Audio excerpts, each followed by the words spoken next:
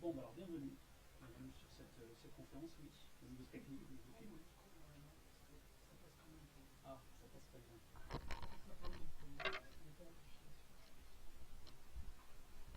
Qu'est-ce qui appuie sur les boutons? Non, rien.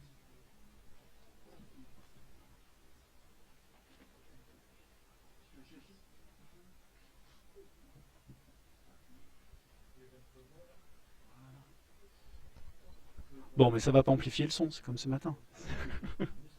Ok, d'accord. Donc, bienvenue à cette conférence. Donc, la première conférence va être sur l'insertion des jeunes et des adultes. Donc, vous êtes tous concernés par ce point-là. Nous avons Pascal Degoul, qui est directrice donc, de la mission locale Techno-Ouest, qui va vous parler de différents éléments. On va voir au fur et à mesure le programme de cette présentation.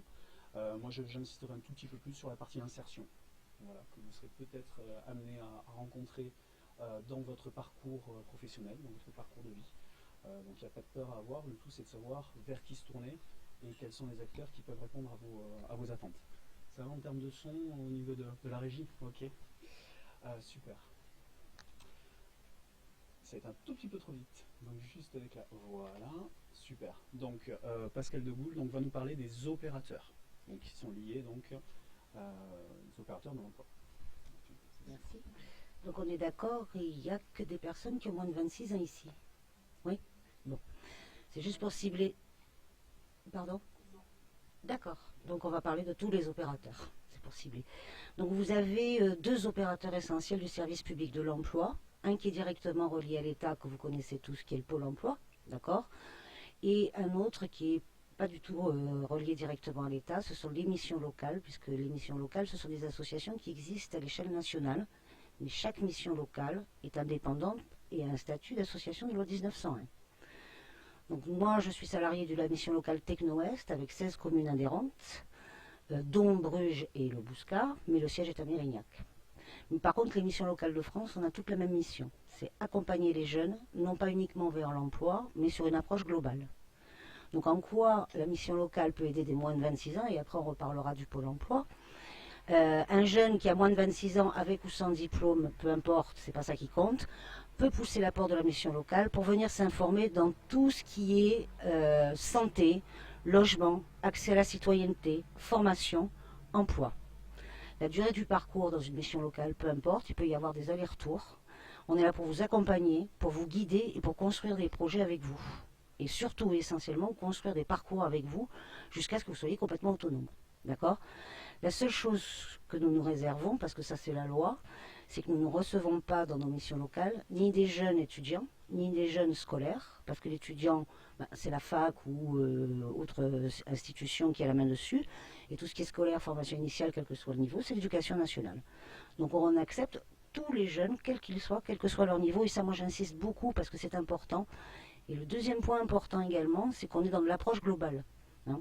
Un jeune peut tout à fait venir nous voir uniquement pour avoir de l'information logement. Il n'est pas obligé de venir nous voir pour du boulot. Donc on n'est pas le pôle emploi de la jeunesse. Hein. Il y a de l'information, vous êtes acteur de votre parcours, ça c'est une réalité, et on constitue des dossiers avec vous. Par contre, on ne peut pas faire votre place. Ça c'est une certitude. Toutes les équipes, ce sont des référents, des fils conducteurs, des gens qui vont vous accompagner, qui vont activer le droit commun dans tous les domaines que je viens de vous citer, mais par contre c'est vous qui agirez et c'est vous qui vous confronterez, c'est avec votre référent en mission locale que vous constituerez votre parcours et que vous suivrez votre parcours. D'accord ? Le deuxième opérateur qui existe au niveau du service public de l'emploi, c'est donc le Pôle emploi. Le Pôle emploi n'a qu'une mission et une seule, c'est de s'occuper des personnes inscrites dans leurs établissements qui sont à la recherche effective d'un emploi. Ça, il faut que ce soit très clair. Le Pôle emploi a deux missions. Mettre en relation des demandeurs d'emploi vers des entreprises, d'accord ? Bien entendu, de rencontrer les entreprises pour lever des offres d'emploi. Le Pôle emploi va mettre également des demandeurs d'emploi face à des dispositifs de formation et des cursus de formation, d'accord ? Il va faire de l'appel d'offres pour que des organismes de formation puissent mettre en œuvre ces formations. Et puis le Pôle emploi va indemniser les demandeurs d'emploi qui ont suffisamment travaillé en fonction de la convention qui est en cours des demandeurs d'emploi sur une durée donnée. Voilà. Donc qui dit inscription Pôle emploi, dit aussi aujourd'hui sur des changements. C'est-à-dire qu'aujourd'hui, l'inscription au Pôle emploi, tout le monde y a droit, bien entendu, y compris à partir de 16 ans. C'est pas parce qu'on n'a pas travaillé qu'on n'a pas droit à l'inscription au Pôle emploi. C'est pas vrai. On peut s'inscrire. L'inscription ne se fait aujourd'hui uniquement que sur Internet. Il n'y a plus d'inscription possible par téléphone. Une fois que vous êtes inscrit, que votre inscription est validée, vous avez un rendez-vous avec un conseiller référent du Pôle emploi, qui est en principe le Pôle emploi de votre secteur. Aujourd'hui, on est revenu sur des pôles emploi de secteur géographique. D'accord ? Le matin, c'est aujourd'hui comme ça, partout en Gironde également, mais au niveau national. Le matin, toute personne inscrite demandeur d'emploi peut se présenter au Pôle emploi de son lieu d'habitation sans rendez-vous et avoir des renseignements. Par contre, l'après-midi, les personnes ne sont reçues uniquement que sur rendez-vous, par le référent. Donc, 3 missions essentielles pour le Pôle emploi. Inscrire sur les formations, accompagner les demandeurs d'emploi à la recherche d'un emploi et indemniser les demandeurs d'emploi si les personnes ont suffisamment travaillé. D'accord ? Et vous avez un autre opérateur de l'insertion, je crois qu'il y a le PLI. Un autre opérateur qui est le PLI, le plan local pour l'insertion et l'emploi, qui n'est ni service public mais qui est toujours association. C'est un dispositif d'accompagnement renforcé pour les adultes essentiellement. Parce que dans notre métier, on fait la différence entre les adultes et les jeunes. C'est-à-dire qu'à partir de 26 ans, on est adulte et à moins de 25 ans, on est toujours jeune. Voilà. Donc ce sont en principe des conseillers, soit mission locale, soit Pôle emploi, qui orientent les bénéficiaires vers le plan local d'insertion pour l'emploi. Et là, vous avez un accompagnement renforcé parce que les portefeuilles, ce qu'on appelle dans notre jargon les portefeuilles, ils suivent moins de personnes que nous. Voilà. Donc ça, c'est un guide aussi sur de l'accompagnement renforcé. On monte des étapes, on construit des étapes avec le bénéficiaire. Ça peut être de l'étape de formation, ça peut être de l'étape d'emploi, mais il n'y a qu'un objectif unique, c'est l'emploi. Est-ce qu'il y a des questions ? Est-ce que j'en ai pas trop dit parce que c'est très technique, parce qu'on est tout le temps dedans. Si vous y réfléchissez, s'il y a des questions, et puis à la fin, il y aura un temps d'échange, bien sûr, pour qu'on puisse répondre à toutes les interrogations qu'aura suscité cette présentation. Donc on va passer à au deuxième sujet. Donc c'était l'offre de formation professionnelle. Alors Monsieur Sylvie, donc directeur de la FEP, s'excuse et ne peut pas être là. Donc voilà. On peut en dire deux mots. Il faut bien comprendre que quand on parle de formation, on parle de deux types de formation. La formation initiale, qui va du CP jusqu'à la bac, études d'ingénieur, fac et compagnie. Et puis il y a la formation professionnelle. Formation professionnelle, qu'est-ce qui en bénéficie? Les salariés d'une entreprise, bien évidemment. D'accord?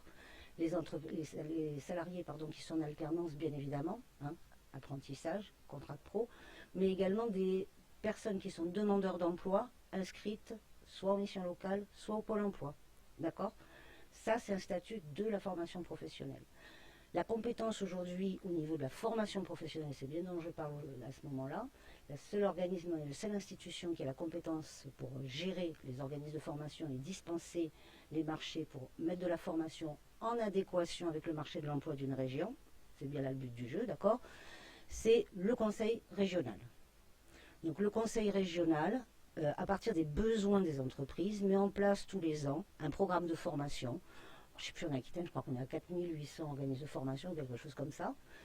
Mais par contre, ce qui est clair, c'est que l'offre de formation est toujours en fonction des besoins économiques. On ne va pas faire des chômeurs de plus, ce n'est pas le but du jeu du tout. Hein. Une fois que ces marchés de formation sont attribués, ce sont les acteurs Pôle emploi, mission locale, qui vont positionner, d'accord, sur ces formations-là.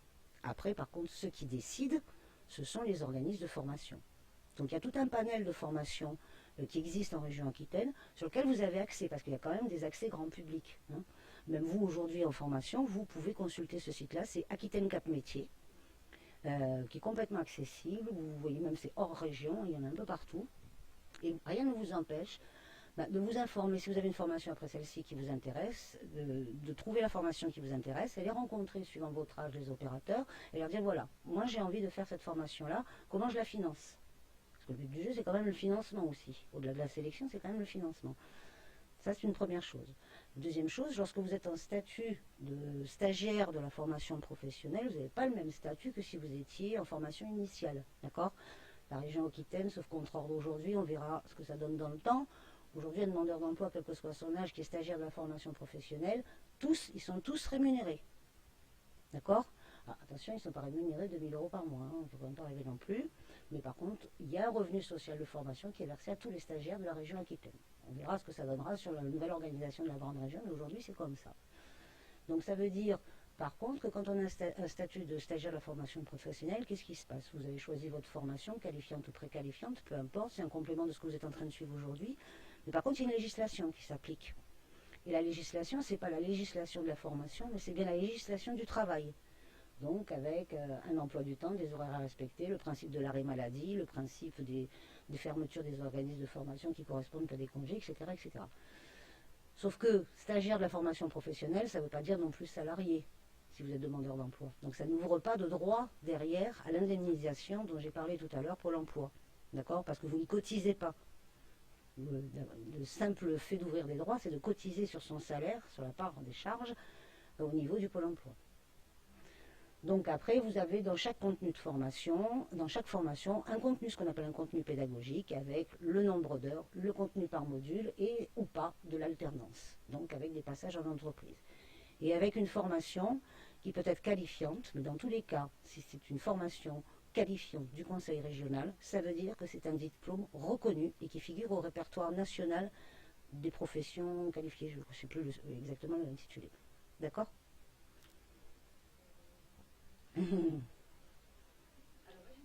Oui. D'accord. D'accord. Oui.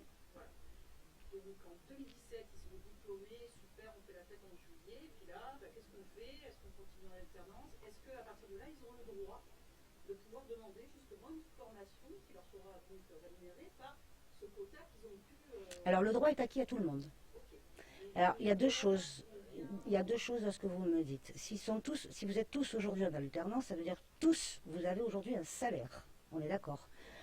Vous avez au moins un contrat, si je ne me trompe pas, de 2 ans.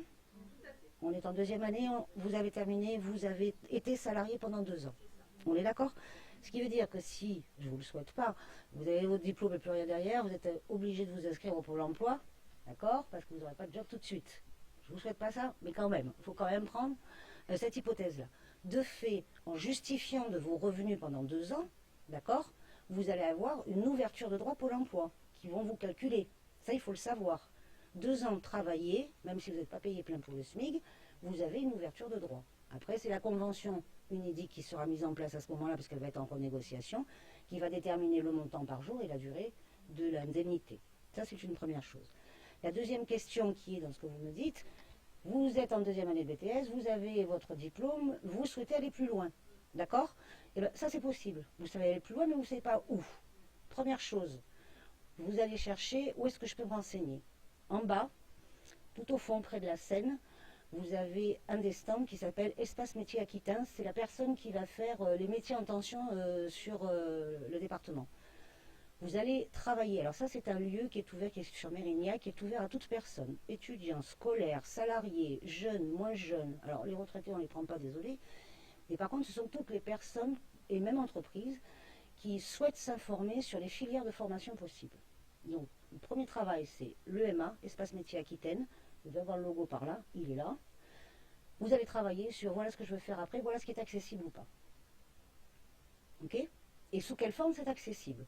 Si c'est la forme de l'alternance, on repart ce que vous avez déjà fait, on cherche un employeur, on s'inscrit à la formation et on y va. Si vous n'avez pas l'accès à l'alternance, ce qui paraît peu probable, surtout avec les orientations qui vont se prendre à l'heure actuelle, là on va partir sur de la formation. Et là, ça va commencer avec le parcours du combattant. Formation, il faut savoir qu'une formation en ce moment, sur le marché, on en voit passer tous les jours, c'est, on va dire, prix plancher 4 000 €, ça peut monter jusqu'à 7 000 € l'année. Hein. Ok? Donc là, ça va être le job, si vous avez moins de 25 ans, d'essayer, de la mission locale, pardon, d'essayer de construire avec vous un dossier pour qu'on aille chercher de la subvention. La mission locale, c'est pas la banque postale, d'accord? C'est pas elle qui paye les formations, Mais par contre, elle monte avec vous un dossier, on va aller chercher sur les compétences, en montant sur les commissions, qui peuvent accepter ou refuser. Il y en a deux. C'est une commission avec le conseil régional, vous avez bien compris, sa compétence formation, et une commission avec le conseil départemental, où on peut aller chercher du cofinancement. Mais il y a des critères. Bac plus 2 aujourd'hui, il y a intérêt à monter le dossier, super bétonné, parce que ce n'est pas la priorité aujourd'hui du conseil régional. Aujourd'hui, sur les priorités, alors, je parle d'aujourd'hui, parce qu'il y a des choses qui se jouent là.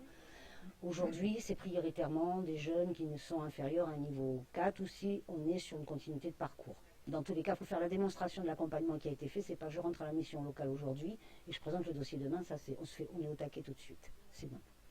Après, il y a d'autres solutions. Ah, c'est vraiment l'ultime, c'est le pré-étudiant. Là, moi, j'y vais très doucement parce que je suis... Mais bon, là, en attendant, c'est un droit, hein, donc on donne l'information. Ça fait partie des choses analysées quand même. C'est pas forcément ancré dans les mentalités. Ouais. Mais enfin, voilà, on connaît des pays qui le font régulièrement et pour eux, c'est une monnaie courante. Après, il faut peser le pour et le contre. Il faut bien analyser, être sûr que de toute façon, la formation que vous allez vous payer vous permettra d'obtenir un métier qui vous plaît en sortie. Voilà. Ou au moins un métier qui est porteur.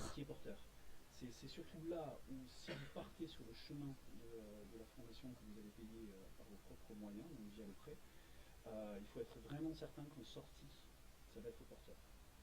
Et c'est ça qui est un tout petit peu compliqué parce que votre formation ne va pas forcément durer 6 mois. Donc le marché, il a le temps d'évoluer aussi.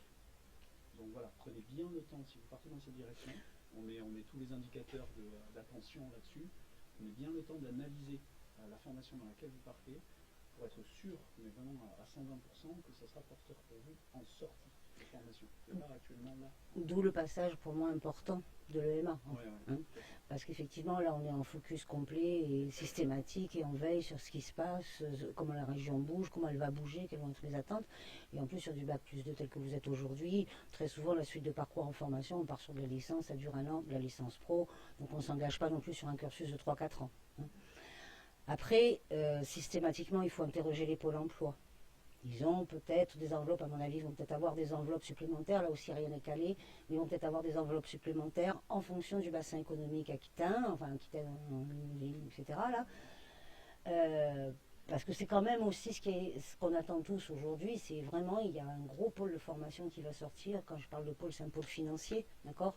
Et c'est vraiment en adéquation avec les régions. Après, moi, je dis toujours, hein, bon, il y a le prêt bancaire, c'est une chose, mais après, vous avez bossé pendant 2 ans, vous allez avoir une ouverture de droit Pôle emploi, un organisme de formation, quel qu'il soit, si c'est de la formation pour 1 an, et qui n'est pas en alternance, parce que vous ne pouvez pas le jouer en alternance, tout organisme de formation, vous avez le droit aussi de négocier avec eux un échelonnement du paiement de l'année. D'accord? Vous avez une ouverture de droit au Pôle emploi, c'est pas parce que vous rentrez en formation sur une licence que vous perdez vos droits. Pas du tout. Vos droits continuent. Si j'ai des droits ouverts pendant 1 an, je rentre en formation, je perçois mes droits pendant 1 an. Ces droits-là peuvent me permettre aussi de financer ma formation à raison, je dis n'importe quoi, de 200 € par mois. Alors, donc, je récapitule. Là, ils sont bac plus 2. Ils postulent pour une licence banque, par exemple, qui est en alternance, qui est en formation continue. Ils peuvent toucher le chômage tout en continuant leurs études. Sauf que, par exemple, sur la licence banque, je partirai sur de l'alternance. Il faut vraiment... Oui, bien sûr, Alors, pour... De toute façon, il faut savoir que ce public-là, à 90%, ils continuent leurs études en alternance. Voilà. Ils ne vont pas retourner sur les bancs. Non, c'est ce que j'allais dire aussi. Vous avez l'habitude de travailler, vous avez l'habitude d'être en entreprise, même si vous savez que vous partez sur de la licence pro, en plus très peu de licences pro se font en formation initiale, il faut continuer l'alternance. C'est clair que c'est aujourd'hui une priorité affichée à tous les niveaux. Ça, Bon, c'est incontestable sur la suite. Nous, on est très partisans de... Ça fera énormément de différence. Nous, on défend beaucoup Vous l'alternance. savez déjà, voilà, parce que vous êtes déjà dans ce cursus, mais Ça fait continuez pas. dans le même voie. C'est partie de nos fondamentaux, ça, ouais. Sur des spécialisations. Ouais. Mademoiselle. C'est énorme. En alternance? Mais ça rentre dans le pré étudiant, à mon avis. Non. Si l'école privée fait de l'alternance, vous avez des organismes de formation, par exemple en bas, qui sont privés. D'accord? Vous allez voir sur les stands, ce sont des organismes qui sont privés, peut-être associatifs, d'accord? Mais ils ont des filières en alternance.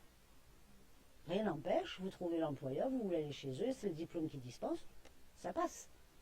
Par contre, aller faire de la formation initiale après 2 ans de BTS en alternance sur du privé sans alternance, d'abord, un, pour vous, je ne suis pas sûre que ce soit très bon, et deux, le financement, il faudra aller le chercher quand même. Hein. Et ça va être un peu plus de 4 000 euros, je pense. Alors moi, je ne vais pas parler à la place du Pôle emploi parce que le calcul est un calcul extrêmement complexe et je ne suis pas agent Pôle emploi, mais parce que c'est eux qui, à partir de leur logiciel et de ce que vous avez cotisé, vont vous dire ça tombe tant par jour, pendant tant de temps. Ce que je sais de la loi qui existe aujourd'hui, parce que c'est notre job, c'est qu'à partir du moment, je vous dis n'importe quoi, vous avez 150 jours de droit ouvert, vous percevez vos 150 jours, à condition que vous soyez toujours en recherche d'emploi, hein, on est d'accord, parce que vous n'êtes plus, c'est fini. Par contre, vous êtes en formation, c'est le maintien de ces 150 jours. Aujourd'hui, c'est comme ça. La convention doit être révisée avant l'été. Sachant qu'il y a quand même un statut particulier quand on continue ses études par rapport à Pôle emploi. Enfin, voilà. On est dans le cadre de la formation voilà, pro. Là, si on est dans le cadre de la formation professionnelle, oui, on peut réfléchir comme ça. Mais honnêtement, vous avez tout intérêt à repartir en alternance hein, sur l'année complémentaire. Vous avez l'habitude de travailler, vous êtes en entreprise, vous avez déjà un diplôme. Alors moi, si je me remets de l'autre côté de la barrière, hein, c'est-à-dire je suis employeur, j'ai un jeune qui est formé, qui est diplômé, qui a l'expérience, à qui je ne vais pas apprendre le monde du travail, c'est bon, il y a passé pendant 2 ans, hein, parce que souvenez-vous, remettez-vous 2 ans en arrière, pardon. Le premier apprentissage, c'est d'apprendre ce que c'est que le monde du travail. Hein, et ça, c'est quand même un peu violent comme histoire. Donc non, vous avez tout intérêt à négocier sur l'alternance. Hein. Moi, je vous invite, par contre, à suivre de très très près ce qui est en train de se passer sur la grande région en termes de développement économique, parce que l'emploi, c'est là qu'il va être. Quoi. Alors, on n'arrête pas de parler de l'aéronautique, ça c'est une réalité, mais en région Aquitaine, il n'y a pas que l'aéronautique. Donc là, on est dans l'ordre de la culture économique. Là, hein. Ça, il faut absolument que vous puissiez suivre ça, parce que c'est là que vous aurez des emplois.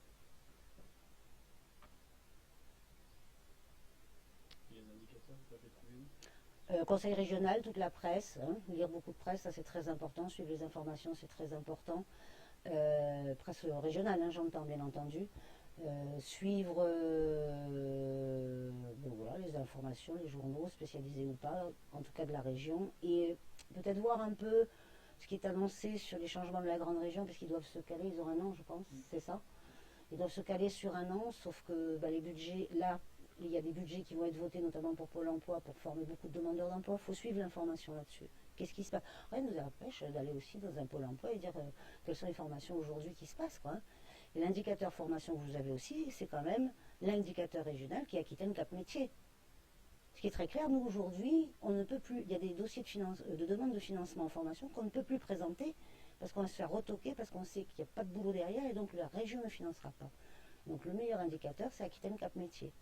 Et c'est les opérateurs, bien sûr, de la formation et du Pôle emploi et de la mission locale. D'autres questions peut-être? Là c'est bon, hein, vous projetez bien. Voilà, c'est bon, vous avez votre diplôme, voilà, c'est bon, tout est clair. L'idée c'est que, voilà, Pascal, s'il y a une personne qui peut vous répondre sur ça, c'est Pascal. Donc allez-y. Vous l'avez finalement, on ferme la porte. Et donc elle n'a pas répondu à vos questions, elle ne sort pas. Quoi. Donc n'hésitez pas, voilà, réfléchissez bien à vos questions. Moi, ensuite, le sujet que je vais aborder, ça va être. Merci Pascal. Ça va être un sujet que vous rencontrerez peut-être dans votre vie, mais qui est moins immédiat que celui que vous a présenté Pascal. Ça va être vraiment l'insertion professionnelle. Merci.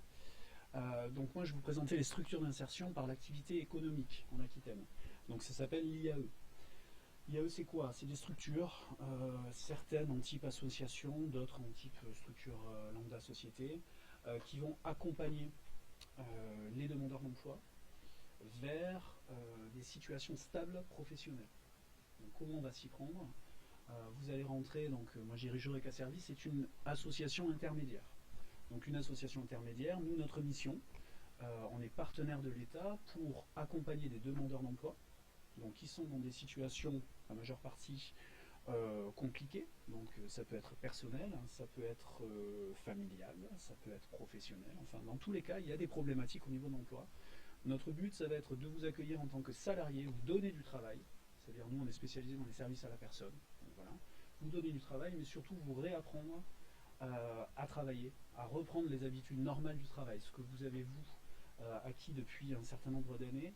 Il y a des personnes qui, quand elles ont une trop longue période d'inactivité, perdent ces automatismes. Rien que se lever le matin, c'est compliqué. Alors je sais, ça vous le fait encore. Mais voilà, donc c'est compliqué. Oui, des fois oui. Donc voilà, ça va être vraiment écarter tous ces problèmes périphériques pour favoriser justement cette progression professionnelle. On va sortir toutes les problématiques. Nous, vous allez rester 2 ans dans notre structure, donc salarié de notre structure, pendant 2 ans maximum. Et ensuite, vous allez retourner sur le monde de l'emploi dit traditionnel. Mais par contre, il y a une chargée d'insertion qui va vous accompagner pendant ces 2 années pour justement favoriser au maximum votre emploi, votre morale, votre formation professionnelle, que vous soyez dans les meilleures conditions pour pouvoir reprendre une activité normale, donc avec un CDI, un CDD de plus de 6 mois. Enfin voilà, on a des objectifs qui sont clairs. Donc on va pouvoir regarder, il y a une toute petite vidéo qui explique que ça peut arriver à tout le monde et que moi demain ça peut m'arriver également. Donc vous l'aurez entendu au moins une fois dans votre vie, il y a des structures comme ça qui sont là pour nous accompagner quand on a des problèmes de vie à repartir justement dans de bonnes conditions au niveau professionnel. Est-ce qu'on peut, hop, voilà, et puis alors là, essayez de cliquer, non, un petit peu en arrière, cliquez sur la vidéo. Double clic, voilà, super.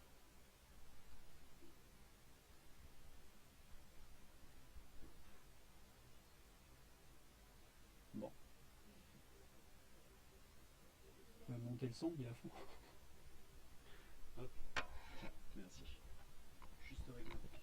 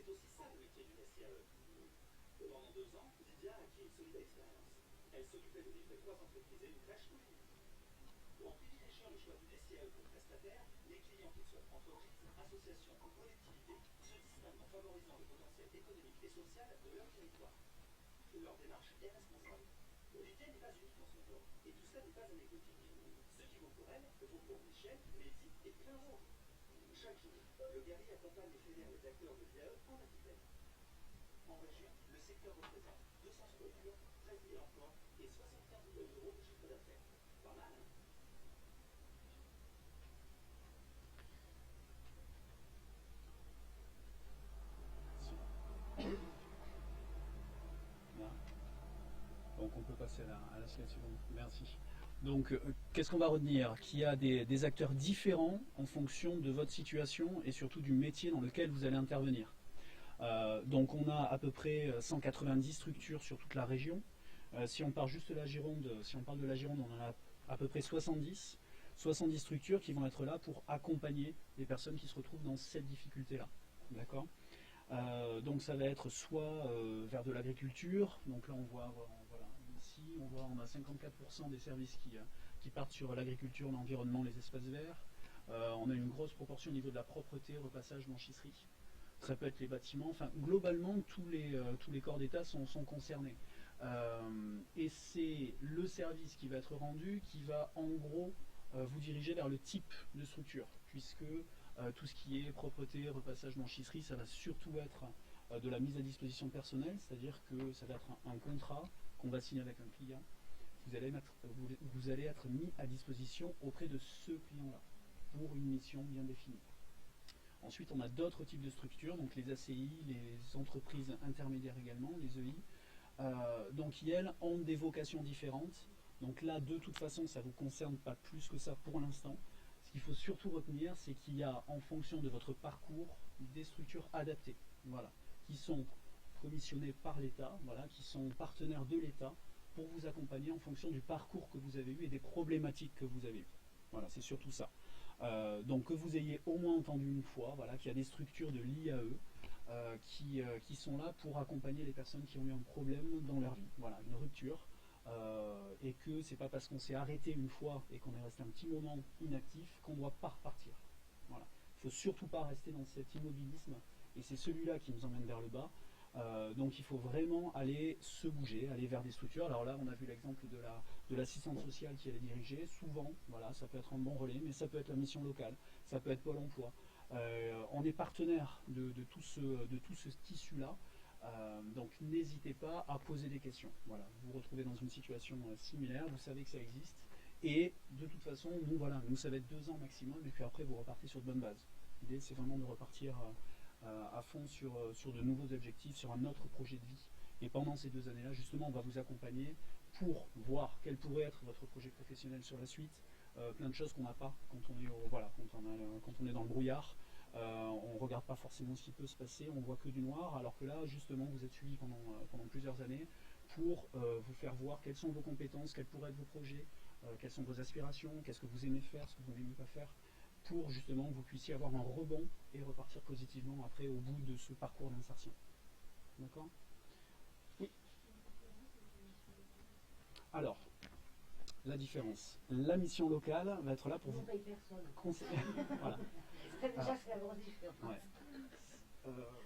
Toutes les structures de l'IAE sont des structures qui vont vous embaucher. Nous sommes des employeurs. Donc nous, notre intérêt, c'est de vous donner un bulletin de salaire. Par contre, il va falloir travailler. C'est l'inconvénient. Voilà. Et c'est par ce travail qu'on va pouvoir reprendre des habitudes et des perspectives positives pour vous, pour votre parcours. D'accord ? La mission locale, voilà, c'est ça. C'est ça.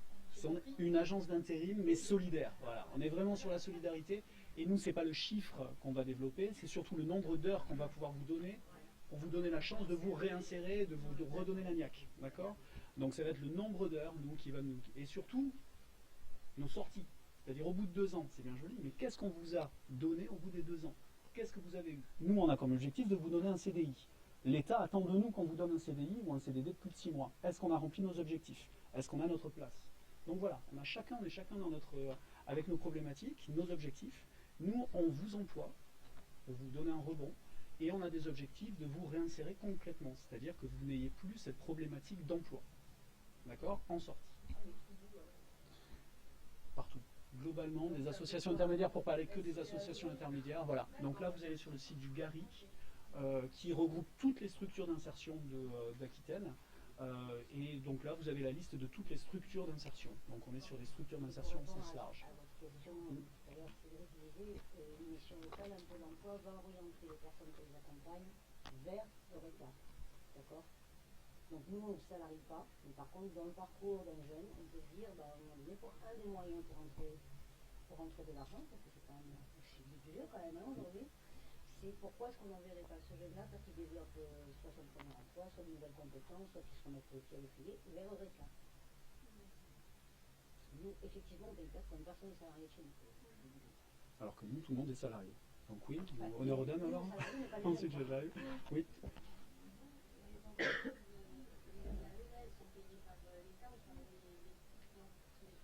par les clients qui vont travailler avec nous. On a des clients qui globalement sont dans l'esprit solidaire, voilà, qui sont d'accord d'avoir une prestation qui va peut-être, si on prend juste l'exemple du ménage, qui va peut-être être en dessous de ce qui se fait globalement avec une société privée qui va vraiment cadrer ses salariés, qui va les accompagner toujours, enfin être toujours derrière pour que la satisfaction du client soit à 100%. Nous, on va viser cette satisfaction client. Par contre, c'est vraiment le client qui va nous donner à manger et donc il va payer vos salaires. Nous, la subvention qu'on a, ça nous sert uniquement à payer l'accompagnatrice socio-professionnelle qui vous accompagne pendant ces 2 ans. On aurait très bien pu faire le choix d'être une société privée. On parle chiffre d'affaires, je connais, j'ai 2 structures, donc j'ai cette vision chiffre d'affaires et puis entreprise de l'autre côté. Mais là, on est vraiment dans l'insertion. On n'a pas cet objectif de chiffre d'affaires. On a un objectif de rentabilité parce que toute structure, et vous savez de quoi je parle, doit être rentable pour pouvoir progresser. Par contre, on n'est pas dans cette dynamique et dans cette vision-là. Donc ça nous paye uniquement, et encore même pas complètement, une partie du salaire de notre chargé d'insertion. Voilà. Deuxième question. Oui, pardon.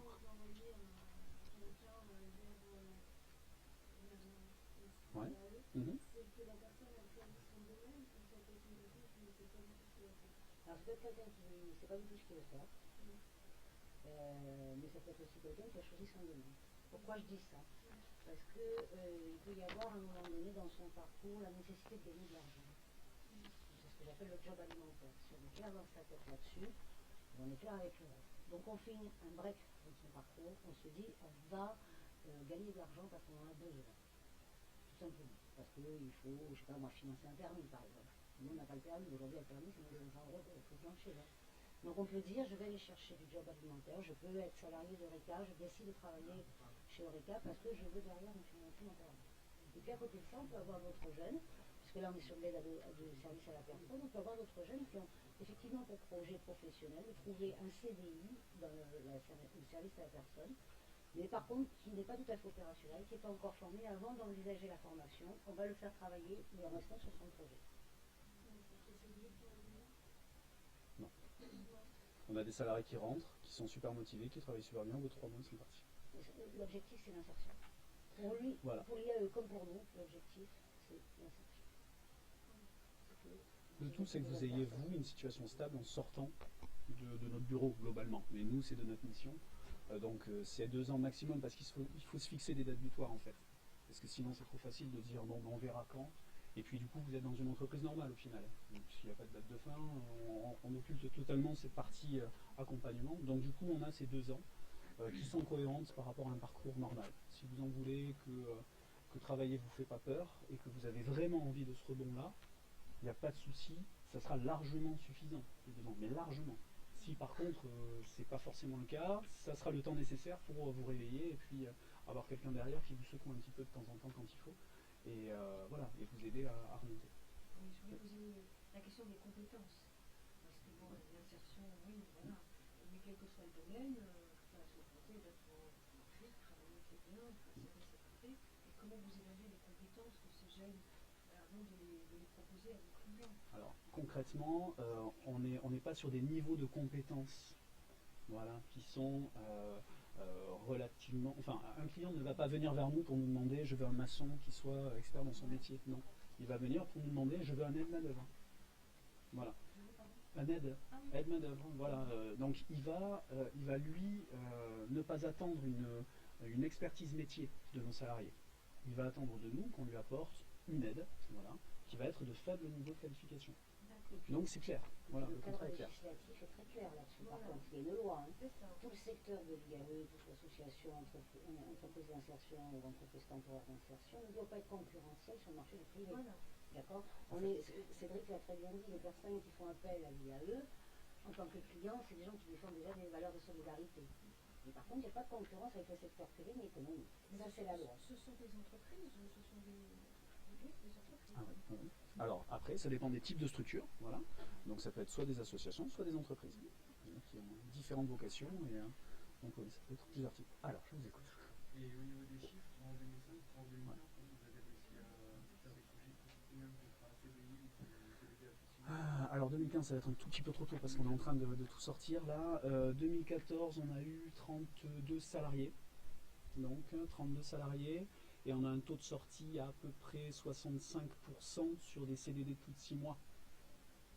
Il faut se dire globalement qu'une personne sur deux, voilà, ressort avec une situation vraiment reboostée. Une personne sur deux. Après, il y a des choses qui tronquent un petit peu nos statistiques, quelqu'un qui va déménager, quelqu'un qui... Et puis il y en a aussi au bout, parce qu'on n'a pas que des jeunes, donc du coup, il y en a qui au bout d'un certain temps ne vont plus rechercher du travail, parce que ça ne leur correspond pas, parce qu'ils voilà, ils sont plus dans cette dynamique-là. Donc on aura beau faire ce qu'on voudra, on n'y arrivera pas. Donc, mais voilà, globalement, on est sur des statistiques voilà, autour des 65. Ouais. Par rapport à vos objectifs, C'est bon. On est content, on a les bonnes notes. non, ça va. Sachant que c'est pas l'AI qui se pose ses objectifs quand même. C'est le l'État. financeur. Voilà. C'est l'État, enfin il y a une négociation, comme tout contrat, il y a une négociation entre l'État et nous sur les objectifs qu'on a sur nos sorties de l'année suivante. Et donc ils nous octroient un conventionnement, c'est-à-dire une autorisation de partenariat avec eux. D'accord ? Il faut savoir c'est qu'aujourd'hui tous les acteurs de l'insertion technique, Pôle emploi, mission locale, il y a même la formation professionnelle, hein, on est tous soumis aux objectifs et aux résultats. Ça, on est dans cette machine-là et tout le combat aujourd'hui, enfin en tout cas pour nous, mission locale, c'est fondamental, c'est comment on maintient les valeurs et comment on atteint nos objectifs pour maintenir la structure. Est-ce que vous avez des objectifs nouveaux depuis les récentes déclarations gouvernementales concernant la formation? Vous attendez beaucoup. Ouais, on est un petit peu en attente.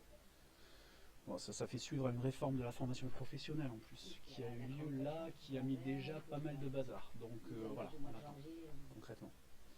Oui. Et ça aurait été possible d'essayer plusieurs corps de métier?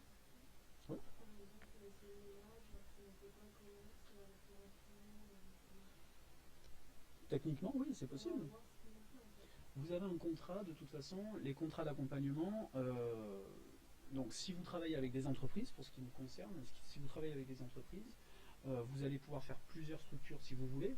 Bon, à chaque fois, hein, ce sont des CDD indirectement, donc vous allez rompre le contrat et pouvoir passer à d'autres structures. C'est pas globalement ce qui se fait, parce que vous analysez avant de venir nous voir dans quel métier vous allez pouvoir au moins tenir le coup psychologiquement, voilà, parce que c'est voilà, c'est payé au SMIC.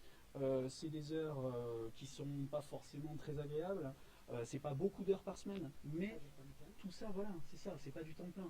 Donc c'est vraiment, quand on parle de remise à flot, c'est ça, ça va être quelques heures pour le temps de mettre un petit peu de côté, le temps de continuer à vivre, parce que les charges elles sont toujours là si, voilà, si vous êtes, vous avez votre appartement, vous avez tout ça.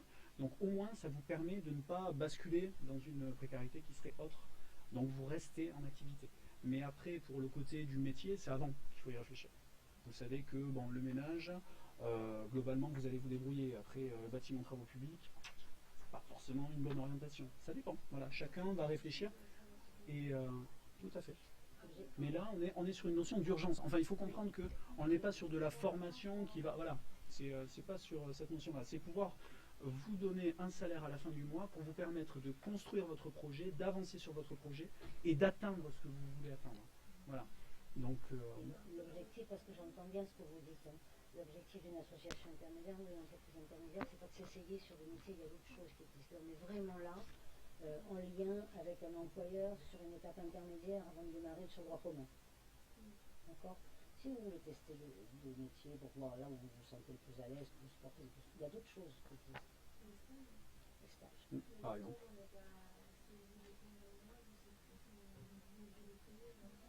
Oui, non, mais attendez, on ne parle pas d'un stage d'assistante sociale ou d'éducateur spécialisé. Hein. On est Juste d'accord. pour découvrir le métier. Nous, on est habilité, comme le Pôle emploi, à faire des conventions de stage sur 15 jours, renouvelables maximum un mois, parce qu'on n'ira pas au-delà, parce qu'on ne va pas non plus entretenir l'entreprise sur des stagiaires.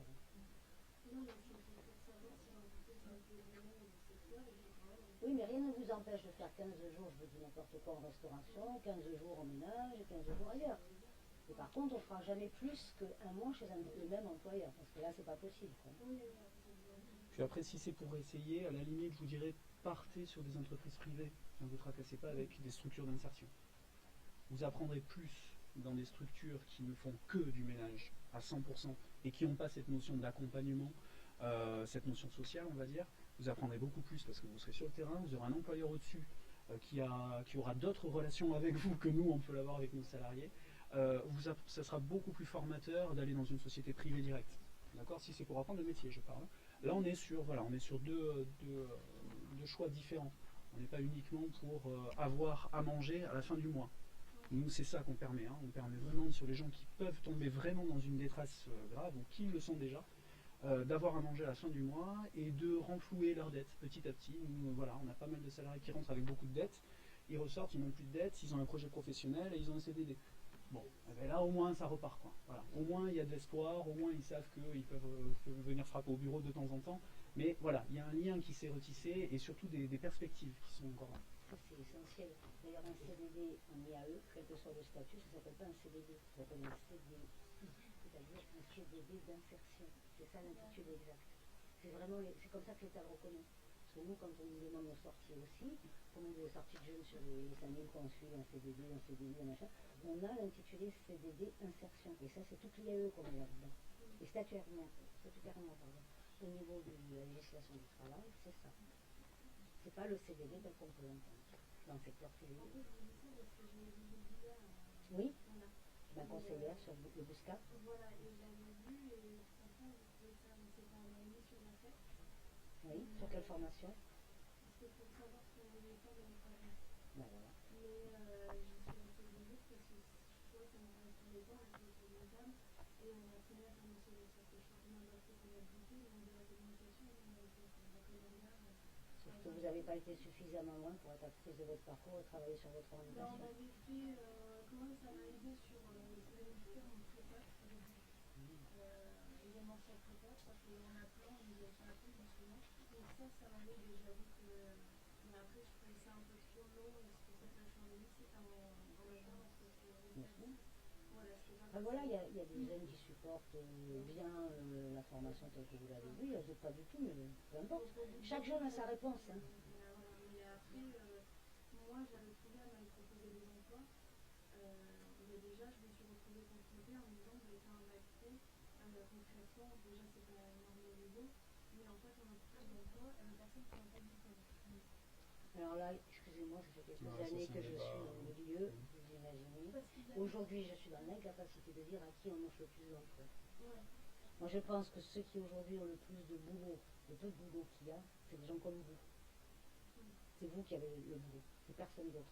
C'est ceux qui sont en poste en CDI, ils ne sont pas plus jeunes. Mais par contre, ceux qui ont le boulot, c'est vous. Parce que c'est de l'alternance, parce que vous êtes sur la relève, et si vous continuez, c'est vous qui aurez le reste. Mais aujourd'hui, je ne sais pas si vous participerez à la conférence qui a lieu après sur les emplois pour les jeunes, les mesures pour l'emploi pour les jeunes. Aujourd'hui, ce qui est clair, quand on parle d'alternance, il y a une dérive qui est en train de se faire. C'est-à-dire que la dérive, elle est uniquement statuée sur les jeunes qui sont diplômés. D'accord? C'est pas vrai que les jeunes qui n'ont pas de qualification ont plus d'emplois. Je pense que c'est vous, au contraire, qui les avez.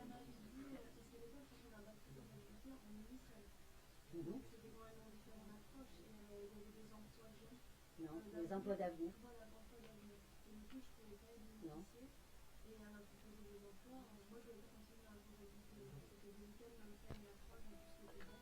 Pardon.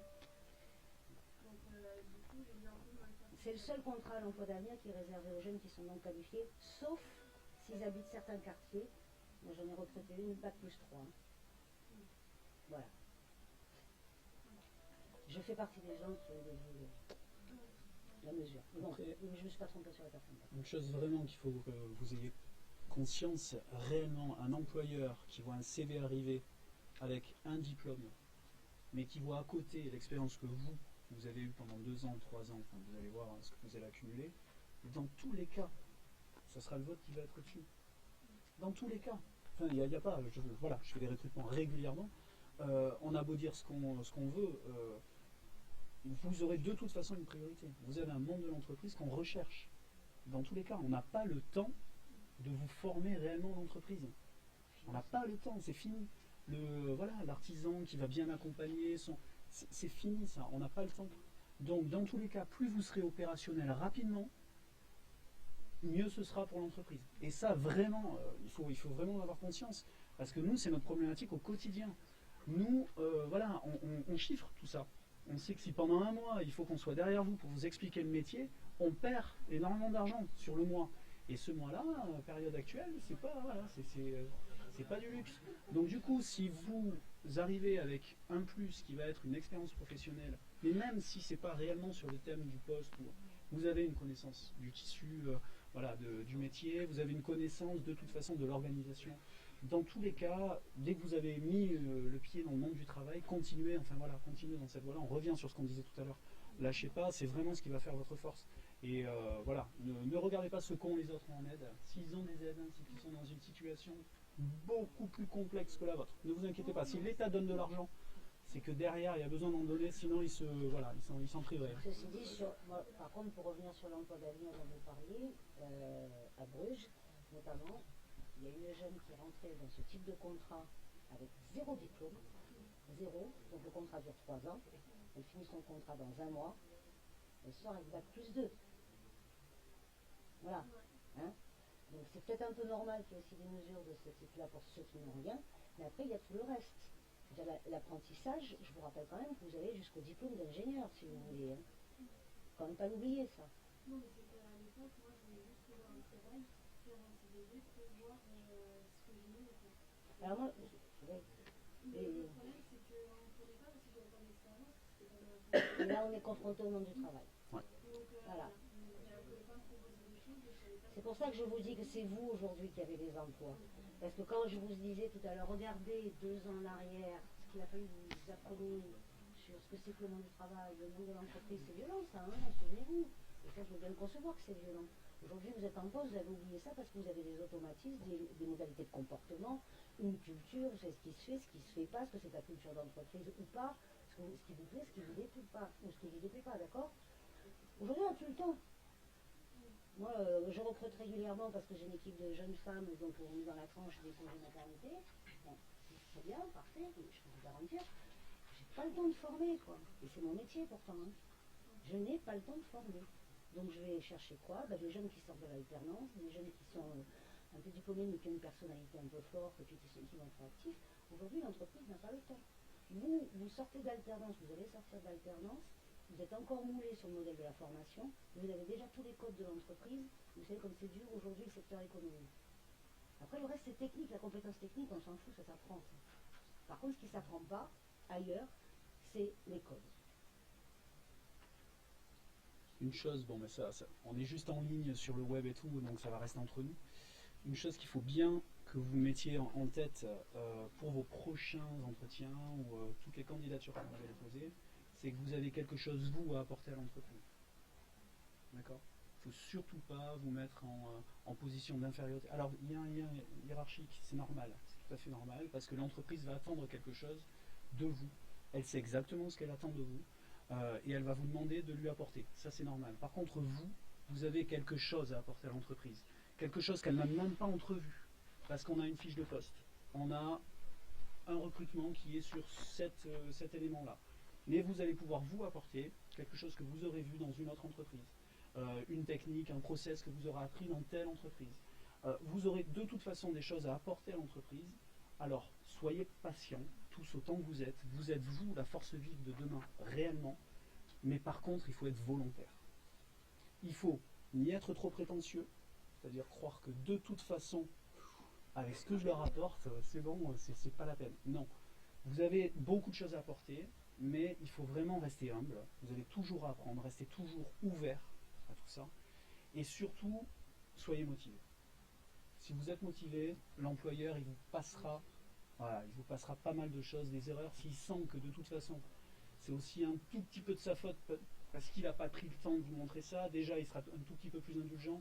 Et de toute façon, si vous êtes motivé, ça pourrait excuser les 2/3 des erreurs que vous serez amené à faire. Par contre, il ne faut pas que ce soit tous les 4 matins. Quoi.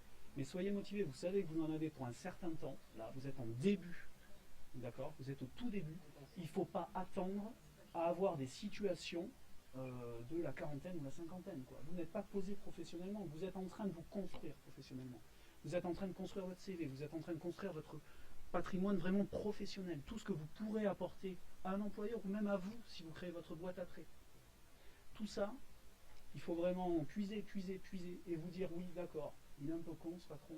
D'un autre côté, il vous donne un salaire, il vous donne un contrat, il vous donne une cotisation Pôle emploi, L'air de rien, petit à C'est petit, une mutuelle maintenant. ça vous permet, voilà, il vous donne une mutuelle.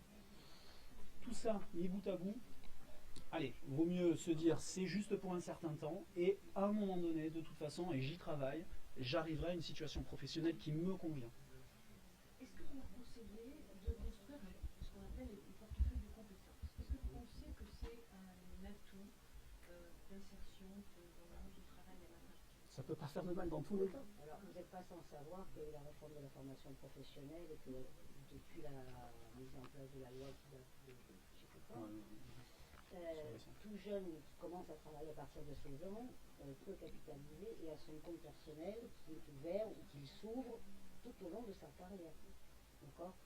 Moi, donc ça, on n'est pas très clair encore là-dessus, ça tourne à moitié, ça tourne pas du tout, on ne sait pas trop, mais enfin, faut que ça se cale, c'est toujours pareil quand c'est nouveau. Par contre, mettre en place un portefeuille de compétences régulièrement, d'accord, parce que vous avez des opérateurs pour ça qui existent, c'est gratuit, il suffit d'y aller. Hein. Faire le point régulièrement tous les 2 ans, tous les 3 ans, peut-être à l'intérieur des entreprises, vous avez un peu de choses à faire en ce moment les entreprises que ce genre de truc. Vous pouvez avoir cette initiative-là, rien ne vous en empêche, parce que ça c'est du capital, et si dans 2 ans ou dans 3 ans, parce que très clairement aujourd'hui on est en voie de disparition du CDI, il faut être clair, on ne va pas se mentir non plus, hein. On est plutôt sur des CDD, d'accord. Ce qui est clair aussi, c'est que l'entreprise n'a pas le temps de faire du social, parce que ce qui est obligatoire, c'est de maintenir la structure. Ça c'est une réalité économique.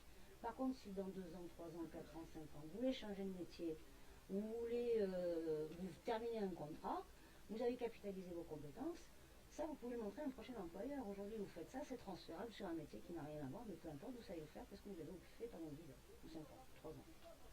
Oui, le portefeuille de compétences, oui. Je pense qu'il faut commencer même maintenant. On pourra passer à la slide suivante, de toute façon, simplement pour, rattraper. Donc là, on parlait de résultats tout à l'heure. Donc 62% élus en termes de statistiques nationales au niveau des résultats de sorties positives. Simplement pour vous donner une idée, c'est qu'il y a 12 653 salariés dans l'IAE. Donc ça veut dire que toutes ces personnes-là, bon, à part les salariés permanents, donc on en retire 1000 à peu près, toutes ces personnes-là ont eu des problèmes, voilà, dans leur parcours de vie et ont pu rebondir ou pas, en fonction de la volonté, en fonction de beaucoup d'éléments, mais ont eu au moins l'occasion de rebondir via l'IAE. D'accord? Et ça concerne hommes, femmes, c'est globalement équitable. Donc ça, c'est sur la partie IAE, donc qui faisait partie du sujet, qui ne vous concerne pas forcément directement, mais qu'il faut voilà, que vous ayez au moins à l'esprit. Et puis ça peut nous, c'est le point qui peut nous concerner à tous. Voilà, autant qu'on est dans la pièce. Du jour au lendemain, on peut se retrouver dans des situations dramatiques. Rien n'empêche que vous soyez client de l'IAE. Hein. Ah c'est oui. un effort de solidarité, ça. Hein. Vous voyez même l'utilité. Donc, Oui. donc voilà par rapport au sujet. De toute façon, on va se faire virer de la salle parce qu'il y a une autre conférence qui va suivre. Donc, l'autre sujet, je n'ai pas, il est là-bas le programme. Allez, ben alors là, sinon, il faut l'emploi. Bon, alors je vais te laisser la parole.